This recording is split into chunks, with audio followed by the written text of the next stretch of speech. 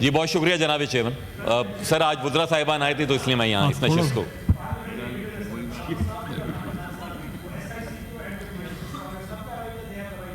نہیں دوں گا. میں نے کون سا روکا ہے جناب چیئرمین. سر آج ایوان میں آئینی ترامیم کا مسودہ پیش ہوا ہے. میں سمجھتا ہوں کہ اس پہ خاصی ارکریزی کی گئی ہے جو اسپیشل کمیٹی پارلیمان کی بنائی گئی, اور آپ کا شکریہ کہ آپ نے اور لیڈر آف دی ہاؤس نے بات کر کے سینٹ کے سارے پارلیمانی لیڈرز کو بھی وہاں ڈالا اور ہم سب کا وہاں پر انپٹ کیا.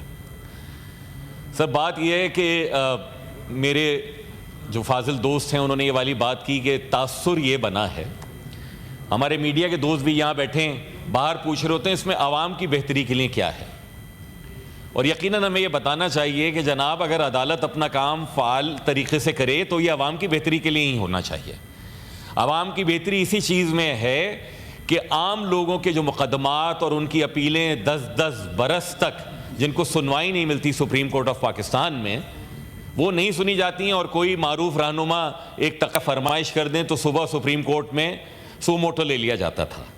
اس لیے اگر آپ یہاں پر آئینی بینچوں کی تشکیل کرتے ہیں, اس لیے اگر آپ یہاں پر ججز کی ذمہ داری لگاتے ہیں کہ اب آئینی مقدمات دیکھیں گے اور بقیہ جوڈیشری عام لوگوں کے مسائل دیکھے گی, تو یہ عوام کی فلاح ہے, یہ عوام کی بہتری کے لیے ہیں. یقیناً اور بھی جو دیگر اس میں آرٹیکلز میں ہم امینڈمنٹ کر رہے ہیں. علی ظفر صاحب نے کمال کیا کہ یہ کہہ دیا کہ لوگوں نے پڑھا بھی نہیں ہوگا. سر ہم آپ کے ساتھ ہی اس کمیٹی میں تھے, سب نے پڑھا ہے میرے خیال میں.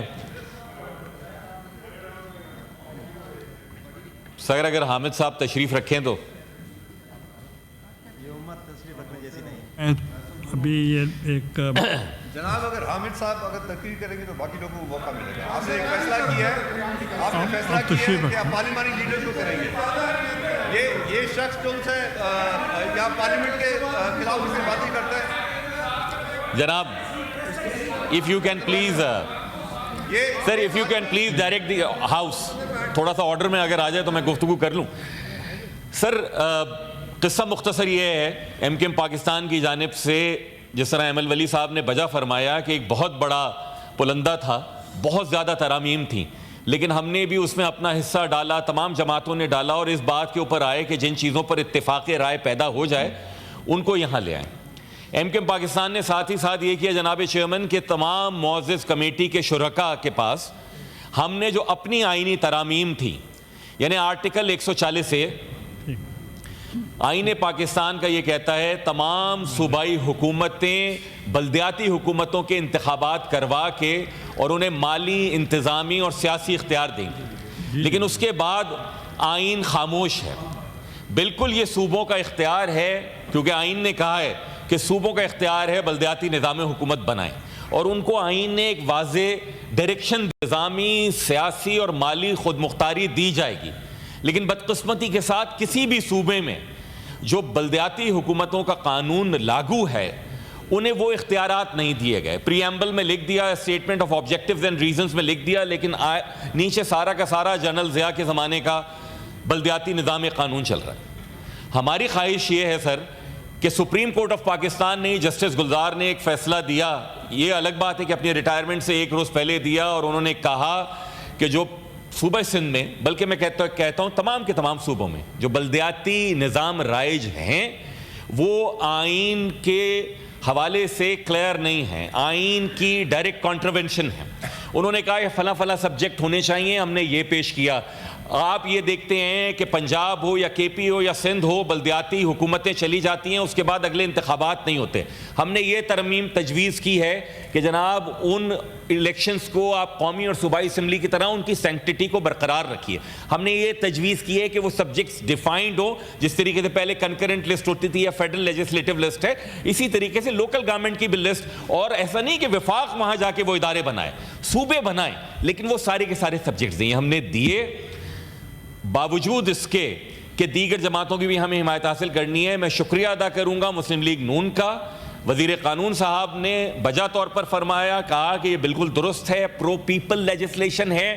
اس وقت تمام جماعتوں کا کیونکہ کنسنسس نہیں ہے، لیکن گورنمنٹ اس کو بطور 27ویں آئینی ترمیم کے اوپر لے کر آئے گی. اسپیشل کمیٹی کام کرتی رہے گی اور اس میں یہ ساری کی ساری چیزیں لے کر آئے گی. میں گزارش کرتا ہوں پاکستان تحریک انصاف کے دوستوں سے بھی، آپ کی خدمت میں بھی پیش کی گئی جناب میری یہ آئینی ترامیم کا جو مسودہ ہے، برائے مہربانی اس کو دیکھیے، اس میں کمی بیشی ہے اس کو دور کیجئے، پرو پیپل لیجسلیشن کی طرف جائیں. اگر آج فعال عدالتوں کی لیجسلیشن پہ جوڈیشل ریفارمز میں جا رہے ہیں تاکہ لوگوں کے لیے بھلا ہو، تو اسی طریقے سے یہ بھی پرو پیپل لیجسلیشن ہے کہ فعال بلدیاتی حکومتیں ہوں. بصورت دیگر میرے دوستوں نے اسی اسپیشل کمیٹی میں یہ والی بات بھی کی، منظور کاکڑ صاحب نے بھی کی، تحریک انصاف کے عامر ڈوگر صاحب نے بھی کی کہ ایڈمنسٹریٹولی بھی پاکستان کو مزید انتظامی یونٹس کی ضرورت ہے. اور میں کہتا ہوں کہ بالکل یہ ہونا چاہیے. آپ کو دونوں میں سے ایک چیزیں کرنی پڑیں گی، یا تو فعال ترین بلدیاتی حکومتیں دینی پڑیں گی یا نئے انتظامی یونٹ دینے پڑیں گی. ہیونگ سیڈ دیٹ، ہم اپنی یہ ایفرٹ جاری رکھیں گے آئین میں پرو پیپل امینڈمنٹس کی، پرو پیپل لیجسلیشن کی. آج جو لیجسلیشن ہو رہی ہے، آج جو قانون سازی آئین سازی ہو رہی ہے، ہم سمجھتے ہیں پارلیمان کا حق ہے، اس لیے ہم پارلیمان کے حق کے ساتھ کھڑے ہیں. سبسکرائب کریں اور بیل دبائیں تاکہ کوئی خبر رہ نہ جائے.